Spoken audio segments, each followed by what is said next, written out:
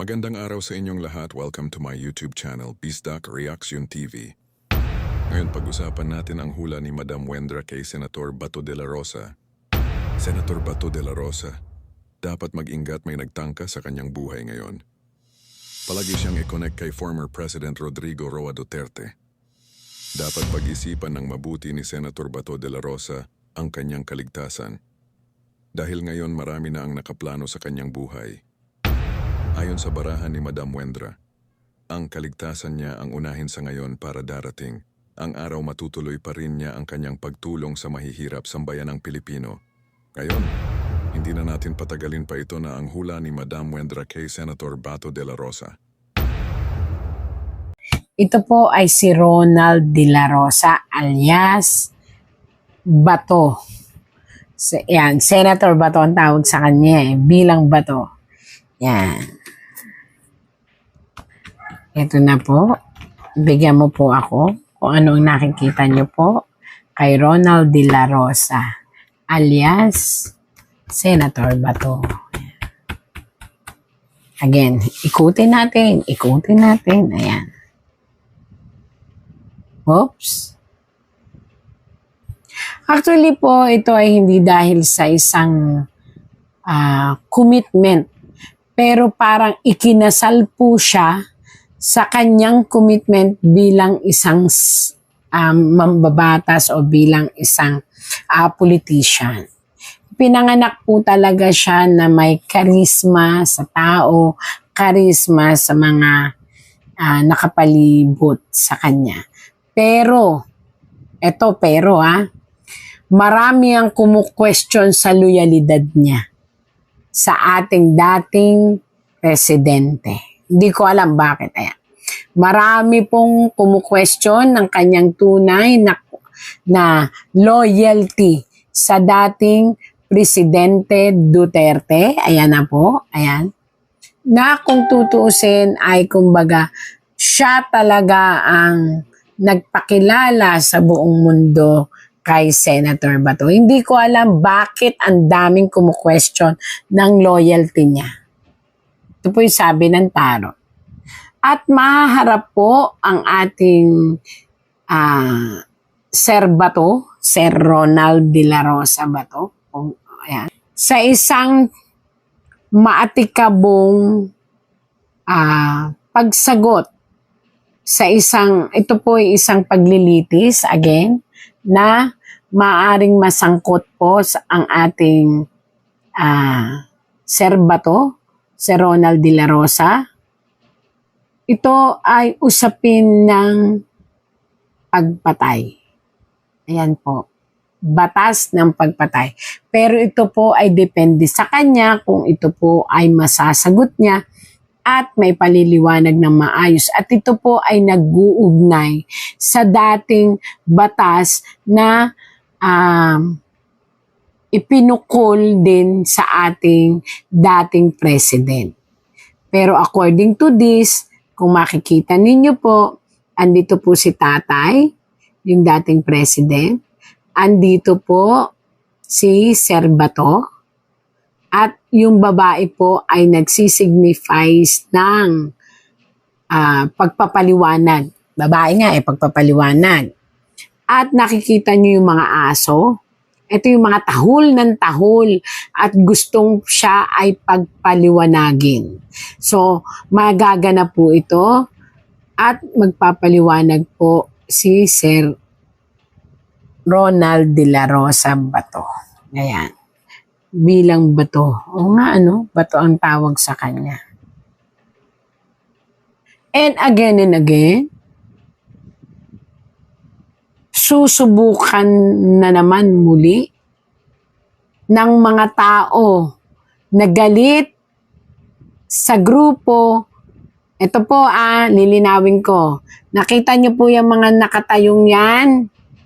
Yan po ay pagsubok sa loyalidad again ni Sir Bato o ni Sir Ronald de la Rosa, yan. At sasakit ang ulo niya dyan kasi mag-e-explain siya at ipapaliwanag niya ang isang mga, ang mga question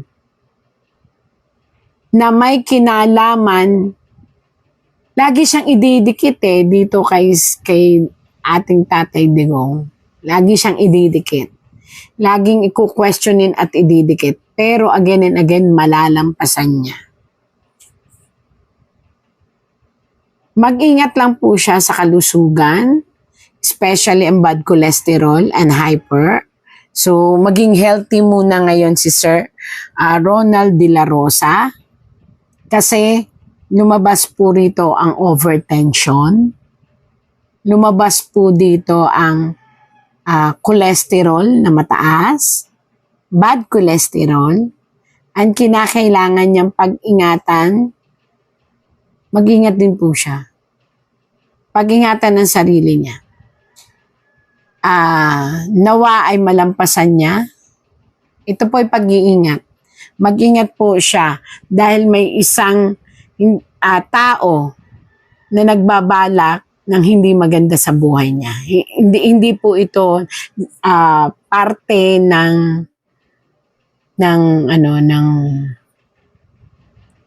kanyang trabaho. It means ito po ay marahil ito ay personal. Mag-ingat, personal. So mag-ingat po si Sir.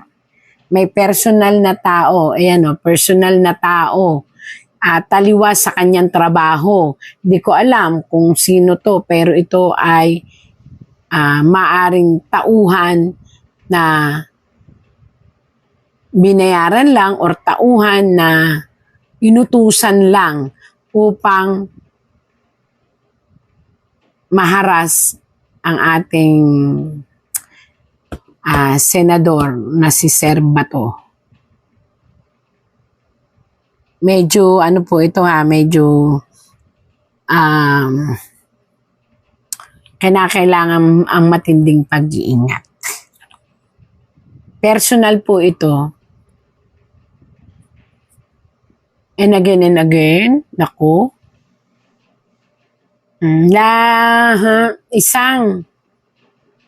Isang sitwasyon na paglilitis po. Paglilitis upang malinis niya ang kanyang kamay at ang kanyang pangalan sa mga nakaraang sitwasyon kung saan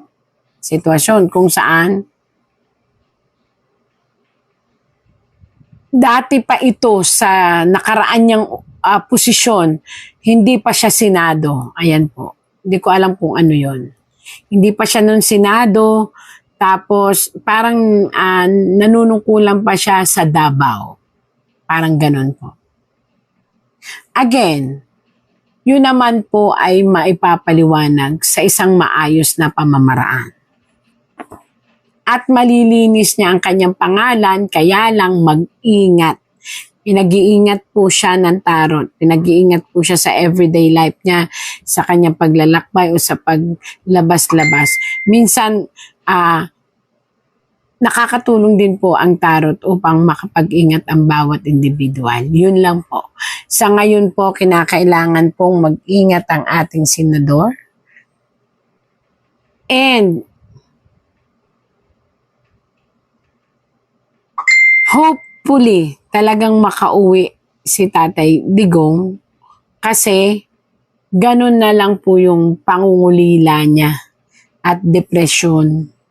At sa totoo lang, ang daming bumabatikos man ng kanyang loyalidad pero sa puso't isip niya ito, diehard naman po siya. At yun nga, nananahimik lang siya kasi wala rin siyang masasabi. Wala rin siyang pwedeng sabihin dahil alam niya na darating ang point of time, palaging dawit ang pangalan niya pag sinabing President Duterte.